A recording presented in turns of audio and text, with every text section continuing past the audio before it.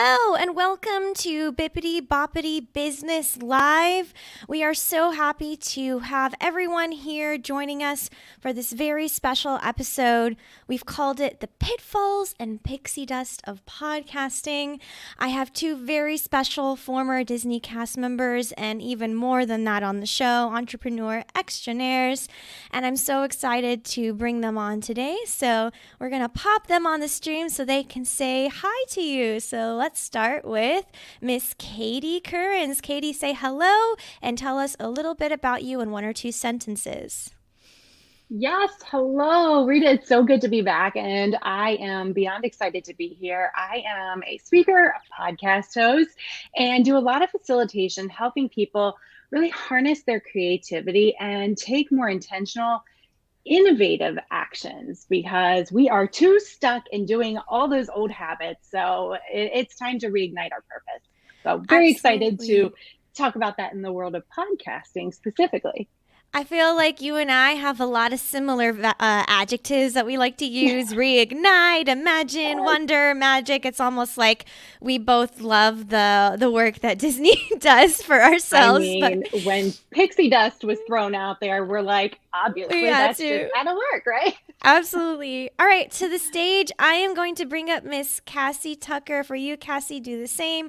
Let us know who you are and one or two sentences about you.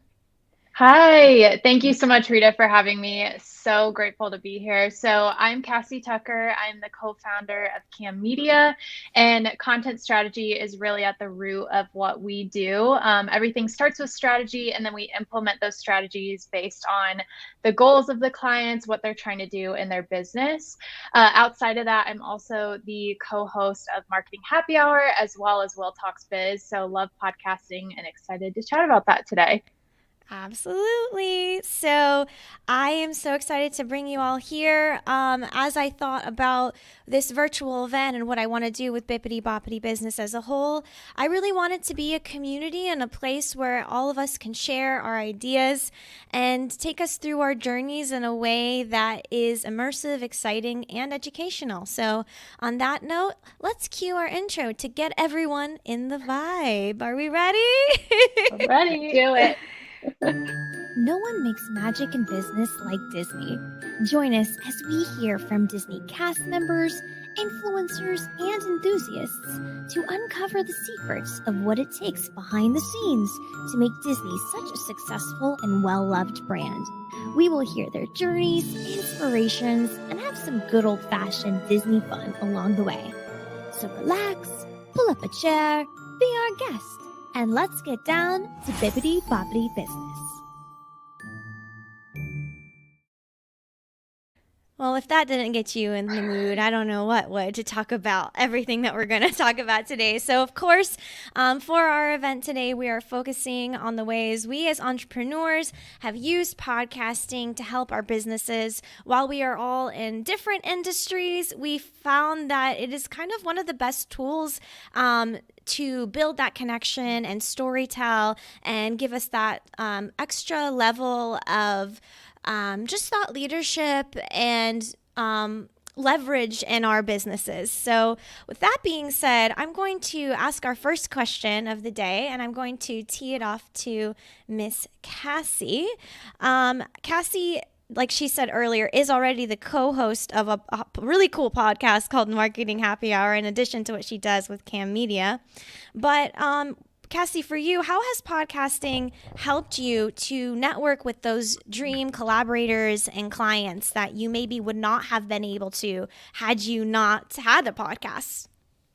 Yeah, so that's a really great question. Marketing Happy Hour is a very interview-based podcast. So pretty much every week we'll bring on anyone in the marketing, social media, creative space to speak about their experience and their career. And so for us, it's really forced us to build our networks and to reach out to new people that we probably wouldn't have connected with before. And our networks have grown tremendously, but not only that, I've learned so much from each and every person that we've been able to bring on the show. And so that's kind of my way of gaining mentorship along the way as well. But also on the collaborator side, it's been really cool because a couple of the guests that we've had on, I've been able to collaborate with on projects. For example, Josie Maida was on the show and I worked with her on a client project. And so it really gives me insight into some people I can work with on different client projects coming up, and just ultimately grow relationships with really amazing people in the network. Let's talk a little bit about the strategy of the idea of marketing happy hour itself too, because I think that name in and of itself is very inviting, makes it open to many people in marketing to want to come and talk to you. What made you come up with this idea for your show? Yeah, so my co-host Erica and I were sitting at a restaurant one day, and we've always had a love for food and beverage. I came from the restaurant industry, and so we were figuring out a way to bring this type of content to our networks. And we said, I don't know exactly how we came up with it, but all of a sudden we said marketing happy hour, why not? And we looked it up. Not many people had that name or really had used it at all. Yes. And so kind of the idea is for us to basically sit down at a dinner table, have happy hour with our guests, chat about marketing, our experience there. So it kind of creates an intimate audio experience. So it's been really fun to marry the idea of marketing, but also our love for food and beverage as well. I mean, yeah, food and beverage marketing. I mean, it doesn't get any better than that. I will ask you the same question, Katie, for you. How has podcasting helped you as an entrepreneur to network and potentially collaborate with dream clients or just creators as a whole that you would maybe not have had you not done your podcast? Yeah, I initially went into the podcast realm because I have an insatiable curiosity. I love people. I love hearing their stories. And so it was really a selfish project. I wanted to have an excuse to talk to people and get it out there. But it truly stems from my years, both as an educator, working in business, connecting globally, even working at Disney, Yes. and hearing how many stories of those moments of failure, moments of struggle, and how quickly people gloss over it and think, oh, you must have just landed upon this successful career, or, oh, entrepreneurial life, that looks so fabulous and fun and free. Well, certainly there are parts, but it takes a lot of work. And so the notion of One Spark Stories was to get people to hear stories of innovators and creators and all the ups and downs that it took to get there. And at the root of it, the idea that really it's a small world after all. We're all connected in this common human experience. So it was not something that I went into intending to make it a business build. It was more of a purpose-driven connecting piece. Mm-hmm. But in turn, it has become a beautiful way to reach out to people that I do admire for the way that they're doing things and open the door to conversation. I don't love the notion of sales. It has always felt yuck to me. Same. I don't know. It's so hard to explain, but I think it's shifting the narrative through podcasting by saying, you know what, let's ignite this deeper relationship. Let's talk a little bit more because people want to be seen, heard, and valued. So this is my way of making sure they are. And in turn, people are truly appreciative for that. So I don't go into it with anything other than curiosity, and people also follow up with their own after. So it's been very cool, very exciting. Yeah, I would agree with that when it comes to the idea that it used to be really hard to reach out to reach out to people that were a little bit out of our network, right? It used to feel very salesy. It used to feel like if I'm asking you to help me out with something or get your opinion on something, it's just uncomfortable. Yeah, I would agree with you. But when you ask someone to be a podcast on your show, then all of a sudden it's like, okay, well, they're going to talk about themselves and promote themselves anyway. So I'm not asking anything of them other than their time and maybe to just kind of share a few stories that are helpful and relevant. But I think what it comes down to is sales, what it really is supposed to be a way to build long-term relationship and provide information of value to help the customer make an informed decision on a product or service, right? So for me, I worked at BMW and Tesla for a really long time, and that's kind of how I understood this concept from the beginning. They always talked about, especially at BMW, the lifetime value of a customer. And they would say that if one person from a family bought a BMW and the salesperson delivered a really great experience for them, then that person's brother might buy a BMW, and then maybe their kid would buy a BMW, maybe their grandkid would buy a BMW, right? So that kind of long-term relationship, that lifetime value, doesn't happen because the salesperson was a typical salesperson. They went out there and they're like, would you like to buy a car today? No, it's not how that works. It's exactly why podcasting is so relevant. It just takes the educational aspect of whatever content it is that you want to provide for your service or for your industry, and you're just providing it free of charge because you have pure intent. The intent is to truly educate. And if that's the case, then the right customers will come to you and they'll want to come to you because they have that experience. So, I mean, especially for me with Bippity Boppity Business, I wouldn't be here talking to either of you if I didn't have this podcast and growing my network. Especially so cool to see like women in business out here representing, doing an amazing job of all the work that you're doing. And that's why I'm so passionate about this podcast. My goal is to always just provide value, content, and community. I really want to start building this like-minded community because, like we all just said, the sales, the coming out of the woodworks and like being like, hey, do you want to like buy my thing? Like, I hate that.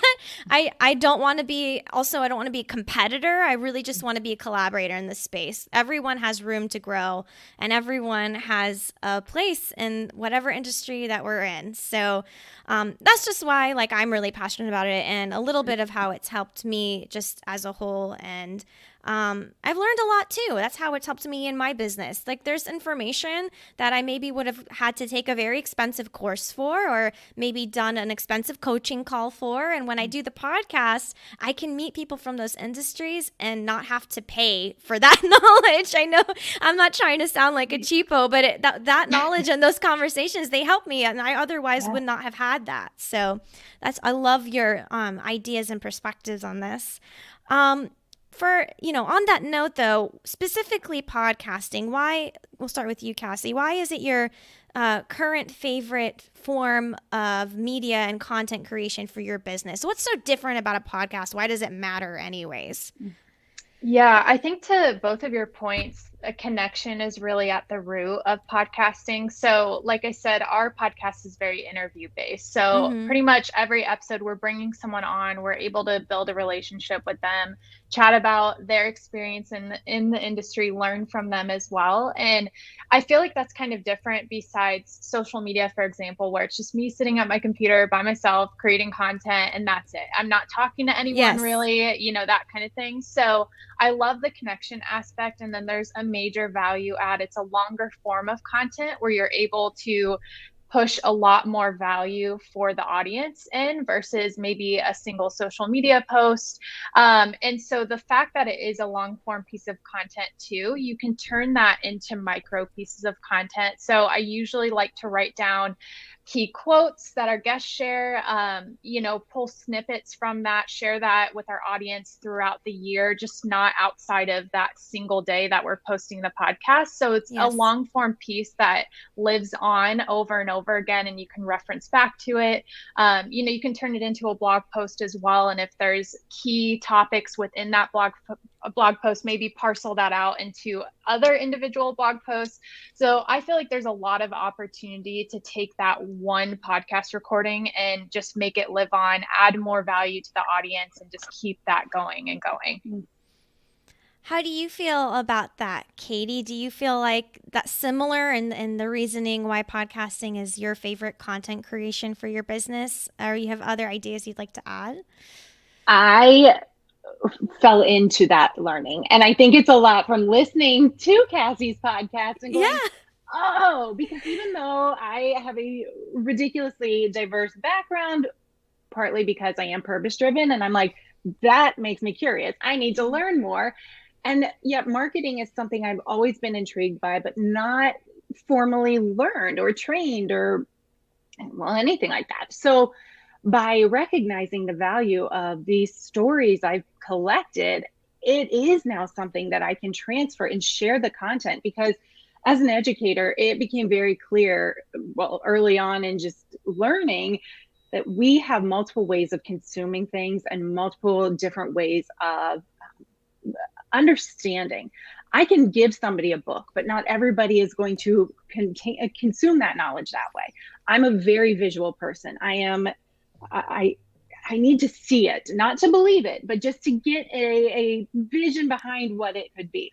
Now with podcasting, I've let mine go into both a YouTube channel and here, because I know that some people need to listen, some people like to see it. So for me, that marketing piece has really become a very valuable nugget, but even more so, it's my favorite form because it gives evidence behind my big challenge to say we can tell people to think differently, but until we show them how to take action and what that actually looks like and the impact it can have, it's just meaningless words. And so by having these stories out there and continuing to connect with people, it's evidence. It's creating my own big case study to say innovation is what will get you to tomorrow. Best practice is referring to the past.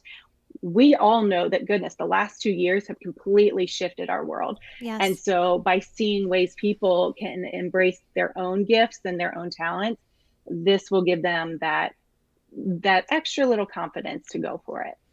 Yeah, what I'm hearing from both of you is, the content is a preferred medium. Podcasting is a preferred medium because it's evergreen. The content lives on after you record it. It's relevant.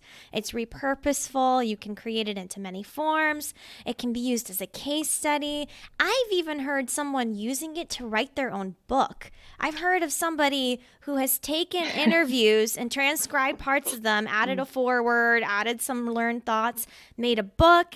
And it's so amazing for me. You were talking about different learning styles, speaking styles. As an entrepreneur who has ADHD, I have ADHD. It's really bad. And I never thought I would be able to sit down and write a blog. I just thought, that's not for me. I'm going to just be behind. I'm frustrated. And I found that, wow, well, with a podcast, I can speak in my own voice, and then after I can write the blog. So I think it's just such a accessible form of media for everyone to start and use. And more importantly, it's fun. Like, don't you guys have fun doing this? Like, yes. My kids get so annoyed when I'm like, oh my gosh, you've got to listen to this person. But they've actually come to really get excited. So I appreciate. I've become quite credible in the middle school genre. Yeah. I am now showing up. I've had another young lady tell me. So this is fabulous. I've broken through to a whole new crowd. Right. And I mean, that's important because I think, there's so much pressure on entrepreneurs to create and put out content every single day. And the thing that you're most passionate about starts to become the thing that you kind of dread. And it shouldn't be that way.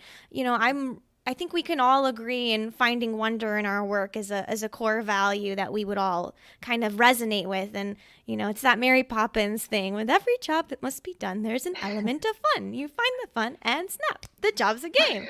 So if we can find a way to gamify creating content and not like bang ourselves on the head trying to figure out what blog we need to write for that day or what post we need to make, that's why podcasting is my favorite form of content. It's fun, it's informational, and let's be honest, it's a little easier. Sometimes, not 100%, not always, but just a little easier, especially for those of us that have trouble getting pen to paper and creating content in that way. So on that note, there are things that people get wrong about podcasting. There are misconceptions. We talked about the pixie dust of it, the Disney-fied, like rose-colored glasses version of podcasting. But there are some pitfalls of it too. And I'll start with you, Cassie, as our marketing guru. What do some people get actually wrong about podcasting when they first start out? And what's a common misconception? Yeah, so common misconception, I would say that it is super easy to Hmm. do. And, we talked about it is fun, but there is Yes. a decent amount of work that goes into Mhm. it, the editing side of things, especially if you do a lot of the pieces yourself, at least in the beginning. Right. Show notes and all of the technical aspects. That's not to say it's not worth it, but I think that leads to people starting and not finishing through with their show. So there's a statistic out there. I'm not sure on the specific stat for this, but I think there's like over 200 million podcasts, and there's only a very small percentage of those that are actually still active. So Yes. I think what happens is people start, they think it's going to be easy, they kind of lose the traction for it, and they shut off from it. So I think remembering what is the intention, what is your why for doing that, and keeping that at the core purpose to keep going. Because I think another thing too, people look at their numbers and they'll say, oh, I only have 100 people listening to each episode, but you don't know what kind of value and encouragement you're sharing with those 100 people or even 10 people who are really, really engaged.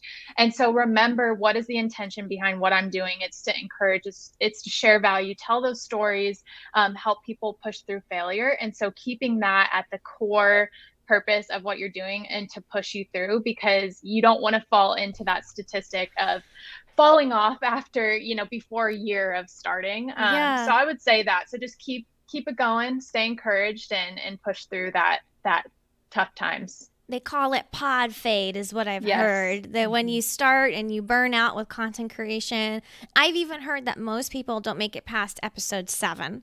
And honestly, I believe it because let me clarify. I did say it was easy. What I meant to say is it's easy in the moment. Like it's easy to create in the moment for us to have Mhm. these conversations, for us to have this energy, this just spontaneity, even if you will. But after the fact, the consistency and the discipline, like any other form of content in your business, it is tricky, and it is always easier when you're doing it with other people. That's Mhm. really what I have learned. It's we when we start Mhm. out as entrepreneurs, we start to tell ourselves that we have to do everything ourselves. Like we can't ask for help, or maybe we don't have money to outsource X, or we should be able to do it ourselves. Why can't we? We add all these tasks for ourselves, and I just kind of got to the point where I was like, I don't have to do everything myself. What Mhm. areas can I afford to bring some help in, to bring some inspiration in? And for me, like at least starting out, it's trying to work more with both of you on how we can come together and create together and keep ourselves accountable and inspired and motivated to share our message and to share our work, because it's hard alone. It's hard alone. I also think that a lot of people, when they first start out with podcasting, what they get wrong is they think that if I just have a conversation, then that's enough. Like the conversation, I just can hop on, talk to someone, and that content will be good enough. But there really is some strategy involved with the kinds of conversations you should be having. You should be thinking about your audience. Your podcast episodes aren't just for you and your mom to listen to. Like, she'll support you with everything, she'll love everything, right? At least my mama does. If you're watching, hi, mom, if you're watching. Um, Hi, but Rita's mom. hi. But at the end of the day, it's really just about your ideal client, your ideal customer, or your audience if you don't have a customer base. I think Walt Disney once said, if you build it, they will come. It's not about, he didn't create the experience for himself. He created the experience for everyone that would benefit from it. So, Katie, if you want to talk to a little bit about maybe a misconception, something that when you started out your podcast, you kind of learned from, you struggled from, and now you're like, okay, I understand how to do this a little bit better. Yeah, I am going to actually go even further back before that tension gets in when you think, oh my gosh, this is overwhelming. There is a lot of work involved Yeah. because one of the biggest issues for me was doing it. It was starting. And it was actually Jody Mayberry, who Cassie and I both have gotten to know and work alongside. He's got all kinds of podcasts out there. And we were together at an event for Lee Cockrell, who we are all very familiar with. And Lee had, who, to clarify, Lee Cockrell used to be former executive VP of Walt Disney World. So pretty big guy, pretty awesome up there. Amazing podcast, Creating Disney Magic. And I knew Jody from that and had talked to him and was like, I've had this idea for years. I just want to get it out there, and kept asking questions. And we're at Lee's event and we just keep going back and forth with podcast. And I asked him something else about a platform. And I was like, well, should I record it here or there? And he finally was like, Katie, you just need to do it. It doesn't matter. Just do it. And I was like, yes, sir. But at the same time, I was like, thank you. Yes. Thank you. Because we are so inundated with, hey, check out my top tools. This is what you need to make your podcast successful. Well, sometimes it gets to be the point you question what is actually going to work. And I was stuck in that analysis paralysis state, sitting on ideas, sitting on people that I could have on the show, had been doing it forever. And so finally I was like, you're right. And I came back and just decided to go for it. Kept the most basic tools. I didn't invest in a ton. And the more I started to listen to other podcasts I had been listening to forever, the more I'd start to recognize, oh, you know what? I can tell that they're recording from the top of a mountain or from Walt Disney World. And you realize you don't need the full studio setup. So if you are one of those people that's caught in this barrier of thinking you have to have it all together, just don't. And I could take my own advice on some things at times, but that is definitely one that too many people don't even start because they are so worried about what it will come off as. People will just appreciate you for doing it. So I did have Jody on, and I did assure him that once I hit that 1 year mark and made it over the hump of the 7 episode, 20 episode, whatever mark everybody seems to drop off, I was like, you're coming back and I'm going to prove that I got this. So it's so true. Sure people know, just do it. Yeah, there's a perfectionism and all, I think, in many entrepreneurs that we want the best and the brightest and the perfect. And I guess a little bit of the Disney in us too, you know, I would feel like Disney as a company is pretty darn good at making everything amazing right off the bat, right? But it's not great if, you know, you're not a team of 25 people. It's just you.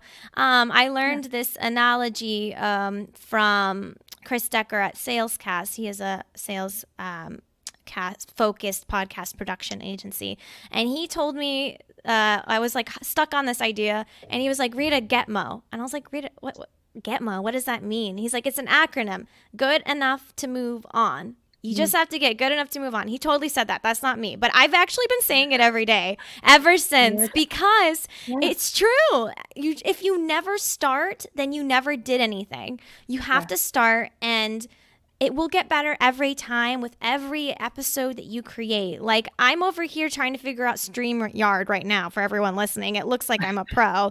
And I'm a pro in some ways, but like, we're all learning. We're all figuring it out. No one has it all figured out. But the benefit of that is that everyone is coming together and learning at the same time too. So it also helps my business because obviously if I understand a new tool or a new service, like I can provide that and have empathy for the customer because I've experienced the glitches or maybe the wins of it, right? So I think that's something we can all agree with is that podcasting opens doors for us to learn and experience it and also to connect because it makes us vulnerable and it makes us have empathy to put ourselves in someone else's shoes that we maybe would not have had we not done it. So, I mean, in general, for me, like if it weren't for my podcast, I wouldn't have my business, Reignite Media. Cassie, I know you'd probably be doing what you'd be doing anyways, but at least you know you have more leverage, you have more conversation. It's helping you with your content. And Katie, I can see your podcast really helping you to be connected with the right people in the right industries, so that you can infuse your spark, your magic into their people and culture. So, as we're rounding out, I know this was very short and very fast. I wanted to make this announcement about what we're doing with Bippity Boppity Business. So we're going to be doing a lot more live events for anyone that's listening. And the goal is to create this space as a community for business leaders and entrepreneurs who have an affinity for the Disney brand, but also want to improve their content strategy, their customer service, their business. If you probably looked at a course for Disney Institute, or maybe you're a fan of the Creating Disney Magic podcast, or any of books of those nature, be our guest. You're one of us. So come hang out with us. We would love for this to be an actual conversation where we can get your questions. It's our first one, so I didn't see too many questions. But I did see one person in the comments, Eleanor, say, truth bomb, you just got to go for it. And she loved the Getmo light bulb idea. So we did get a couple comments. So yay for us, guys. Yay. Thanks, Ellie. We appreciate you being here. Thank you for your engagement and for your support. That's it for today for Bippity Boppity Business Live. What you need to learn moving forward is that the best time to start with your content and your podcast is today. It's the best way to create connection, make new relationships with people that you would never have dreamed of. And also, if it gets too hard, it's okay. Find someone that can help you to create. And if you have any other questions about Cassie and Katie and what they do, their LinkedIn is here in the LinkedIn world. But please shout out. We'll start with you, Katie. Shout out how people can best connect with you, and then we'll go to you, Cassie. Yeah, LinkedIn is definitely where I spend a lot of time. And aside from that, Instagram, everything's under my name, Katie Currens. So you can find me, especially at the podcast, One Spark Stories. That's where you'll really hear my heart and the love I pour into the work I do. Yeah, thanks again, Rita, for having us. But you can best connect with me on LinkedIn as well. I'm a big LinkedIn fan. Instagram is another of my favorites. So it's at Cassie Joy Tucker. And feel free to check out the Marketing Happy Hour podcast as well. Amazing. Everyone knows where to reach me. My name is Rita Risha. There's not a lot of us out there, so Google me. You'll find me one way or another. Right? Or hop on the live and have a conversation with us and ask. That was it, everyone. Have a magical day. Bye. Later. You've been listening to Bippity Boppity Business. Like what you hear so far? Leave us a review in Apple, or listen to us anywhere you prefer listening to your podcast. Until next time, have a magical day.